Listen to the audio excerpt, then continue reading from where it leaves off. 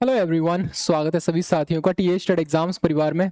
उम्मीद है भाई सब लोग बढ़िया होंगे। और मैं बात करने वाला हूं आज आपके एक बहुत इंपॉर्टेंट टॉपिक के बारे में।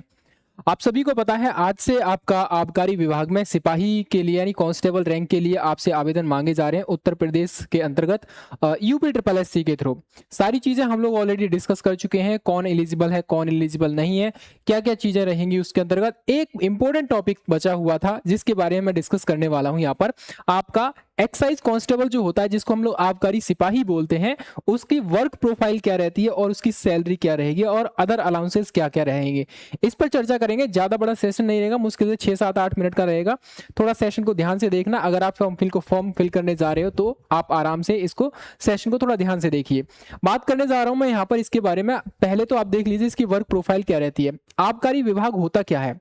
देखो भैया, उत्तर प्रदेश के अंतर्गत लाइसेंसिंग तरीके से जो शराब है, मादक पेय पदार्थ वगैरह है, वो बेचे जाते हैं, खरीदे भी जाते हैं। ठीक है, आप सभी को पता है, बीड़ी गुटखा तंबाकू शराब है ना, ये सारी चीजें आपको पता है सरकार से परमिशन के बिना आप नहीं कर सकते हो। अब ऐसी सिचुएशन में होता यह है कि मतलब कई बार ऐसा होता है कि बिना परमिशन के भी बहुत सारे लोग व्यापार करते हैं, इलीगली ट्रेड करते हैं, उसको खरीदना बेचना है ना। तो उसको कंट्रोल करने के लिए आबकारी विभाग का यहाँ पर निर्माण किया गया था। अब आबकारी विभाग के अंतर्गत सिपाही की जो कह सकते हैं भर्ती होगी, वो उत्तर प्रदेश एक्साइज डिपार्टमेंट के अंतर्गत कार्य करता है। इसका मुख्य काम क्या होता है कि शराब हो गया, नशीले पदार्थ हो गया और आबकारी कानूनों से संबंधित जो भी नियम और रूल्स और रेगुलेशंस होते हैं, अवैध गतिविधियों को रोकने का इनका मेन काम होता है। यहाँ पर समझ में आया? नशीले मादक पेय पदार्थ जो सरकार की परमिशन के बिना चल रहे होते हैं, उनको कंट्रोल करने में डिपार्टमेंट की हेल्प करना, और कह सकते हैं वो रूल्स के अकॉर्डिंग चल रहे हैं या नहीं चल रहे हैं उसको नजर रखना, ये आबकारी सिपाही और उसके कह सकते हैं डिपार्टमेंट का मेन काम होता है। जैसे अवैध शराब के खिलाफ कार्रवाई करना, अवैध शराब के निर्माण, भंडारण और बिक्री की सूचना देना, रेड करते टाइम अधिकारी जो होते हैं, निरीक्षक अधिकारी होते हैं, उनकी सहायता करना। ये कांस्टेबल के काम की बात कर रहा हूं मैं आपको, आबकारी सिपाही के काम की बात कर रहा हूं, क्योंकि कांस्टेबल रेड नहीं मार सकता ना भाई। एक कोई ऑफिसर रैंक का अधिकारी, आप उसको असिस्ट करने के लिए इनकी आवश्यकता होती है, आबकारी इनकी सिपाहियों की। ठीक है, इसी तरीके से तस्करी को रोकने के लिए जांच और चौकियों पर निगरानी करना। उसके बाद आप देखोगे अवैध शराब के खिलाफ कार्रवाई करने से रिलेटेड ये सारी पॉइंट आपको देखने को मिल जाएंगे यहाँ पर। ठीक है, उसके अलावा लाइसेंसिंग दुकानदारी जो होती है आपकी, जैसे आपने देखा होगा ठेका होता है शराब का, तो वहां पर लाइसेंस के बिना वो नहीं चल सकते। एक लाइसेंस होता है 1 साल का, 6 महीने का या 3 महीने का या 5 महीने, जो भी रहता होगा वो उनका रहता होगा, मुझे जानकारी नहीं है, लेकिन एक टाइम के लिए लाइसेंस उनको दिया जाता है और एक फिक्स किया जाता है कि इतने से ज्यादा आप बिक्री कर सकते हो, इतने से ज्यादा कम नहीं कर सकते, तो वो भी वहां पर तय किया जाता है। तो शराब की दुकानों को कह सकते हैं बार और गोदामों का निरीक्षण करना, लाइसेंस की शर्तों का पालन हो रहा है या नहीं हो रहा है इसकी जांच करने में अधिकारियों की मदद करना, निर्धारित समय से अधिक बिक्री या अन्य नियम उल्लंघनों की रिपोर्ट तैयार करवाने में अधिकारियों की मदद करना, ये आपका सिपाही का काम होता है। गश्तिंग यानी पेट्रोलिंग करना है आपका, ग्रामीण और शहरी क्षेत्रों में नियमित गश्त लगाना, संदिग्ध गतिविधियों पर नजर रखना, त्योहार और चुनावों आदि विशेष अभियानों के दौरान अतिरिक्त ड्यूटी आपकी लग सकती है। कुल मिलाकर ये जो ड्यूटी रहेगी आपकी, ये आपकी फील्ड की ड्यूटी रहेगी। ठीक है, फील्ड की ड्यूटी जैसे आपके कांस्टेबल होता है उत्तर प्रदेश पुलिस में, है ना, जो सिविल कांस्टेबल होता है, वैसे ही आपकी ड्यूटी रहती है यहाँ पर। ठीक है, अब यहाँ पर क्या रहेगा, पदोन्नति के बारे में आप बात करोगे तो यहाँ पर पदोन्नति होती है। ठीक है, जैसे एक्साइज कांस्टेबल है आपका, तो मुख्य आबकारी सिपाही हो सकता है। ठीक है, इसके अलावा मुख्य आबकारी से आबकारी निरीक्षक हो सकता है, यानी कह सकते हैं आपका जो इंस्पेक्टर तक आप जो है प्रमोशन हो सकते हैं। कुछ मामलों में विभागीय परीक्षा प्रमोशन के माध्यम से भी आप लोग प्रमोशन पा सकते हो। यहाँ पर उच्च निरीक्षण और प्रशासनिक पद आप पाया जा सकता है। अब वेतन की बात करोगे ना यहाँ पर, तो अभी फिलहाल में देखा जाए तो 7 पे कमीशन के हिसाब से आपका लेवल 3 की पोस्ट है, ये आपकी याद रखना क्या है, लेवल 3 की पोस्ट पे लेवल 3 के हिसाब से आपको 21,700 से लेकर 69,100 रुपए तक आपको बन जाता है। अब ये जो सैलरी है आपकी 21,700 मिनिमम आपकी और 69,100 रुपए यहाँ तक मैक्सिमम, यहाँ पर आपका ये बनेगा आपका बेसिक पे। इस बेसिक पे के हिसाब से इसमें कौन कौन सी चीजें ऐड होती हैं, डियरनेस अलाउंस ऐड होता है, ऑलमोस्ट देखा जाए तो 54-55% के आसपास ये ऐड हो जाता है। एचआरए भी ऐड हो जाता है ऑलमोस्ट 8% 10%। ये अलग अलग डिपेंड करता है आपकी ड्यूटी कहाँ पर है।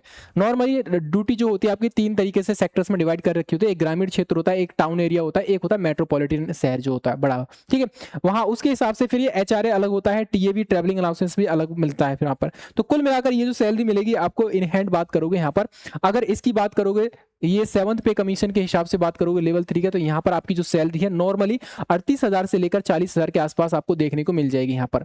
बट अभी आपको पता है कि भाई 8वां पे कमीशन लागू होने वाला है ना, कहीं कहीं मतलब फाइनलाइज नहीं हुआ है अभी, लेकिन ये लागू होते ही आपकी जो सैलरी है वो ऑलमोस्ट देखा जाए तो यहाँ पर आपकी सैलरी बेसिक पे आपका बनेगा इतना। अभी बेसिक पे कितना बनना है 21,700, और बेसिक पे तब कितना बनेगा 39,000 के आसपास। लेकिन याद रखना ये तब होगा जब ये फिटमेंट फैक्टर इतना होता है तब।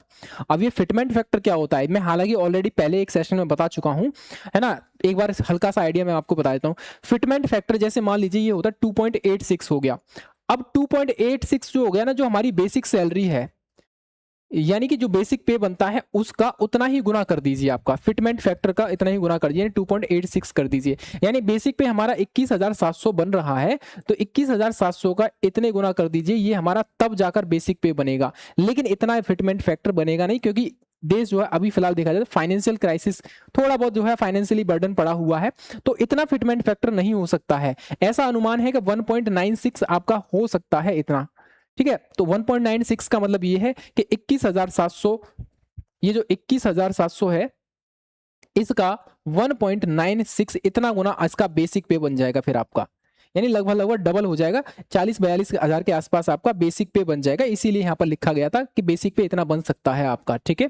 तो लेवल 3 के हिसाब से आपका बेसिक पे इतना बनेगा, फिर उसमें HRA, TA, DA और बहुत सारी चीजें ऐड होंगी। NPS इसमें कटौती हो जाएगी।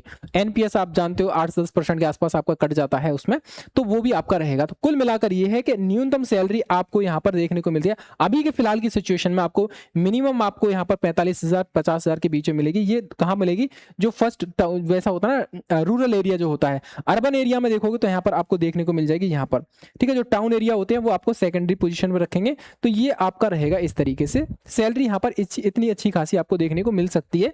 ये तब की बात करें जब आपका 8वां पे कह सकते हैं 8वां पे कमीशन आपका लागू हो जाता है तब, ठीक है। अच्छी खासी सैलरी है, बढ़िया सैलरी है, बेहतरीन सैलरी है, ठीक है।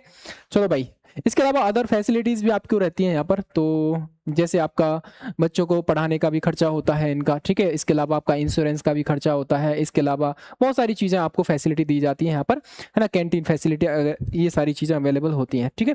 तो इसके अलावा कोई भी डाउट बचता है तो कमेंट सेक्शन में आप लोग पूछ लीजिए यहाँ पर, और डेफिनेटली हम लोग कोशिश करेंगे आपको डाउट को क्लियर करने के लिए।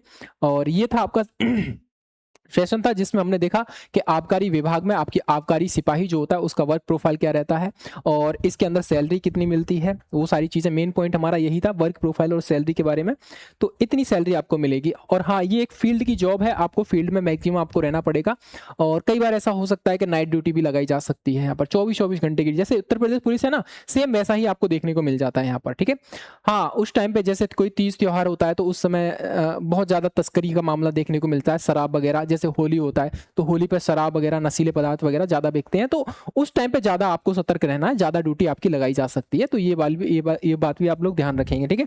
इसके अलावा कोई डाउट है तो कमेंट सेक्शन में पूछिए आप लोग, डेफिनेटली हम लोग रिप्लाई करेंगे। और पहली बार चैनल पर आए तो चैनल को सब्सक्राइब जरूर कर लेना मेरे भाई, ठीक है। वीडियो पसंद आया तो लाइक भी कर लेना। Thank you very much.